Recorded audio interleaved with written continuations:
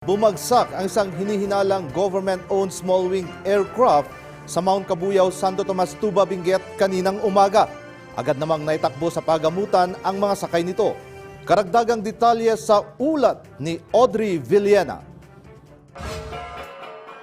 Sa bahaging ito bumagsak ang isang small-winged aircraft na lulan ng isang piloto at isang pasahero.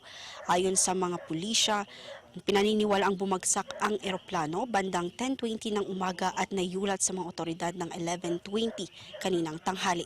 Ayon sa mga otoridad, hinihinalang pagmamay-ari ng Philippine Air Force ang eroplano. Dalawa ang sakay na dinala sa pagamutan. Agad namang rumesponde ang mga residente at otoridad sa pinangyarihan ng insidente, kaya agad ring naitakbo sa ospital ang mga biktima na natagpo ang walang malay.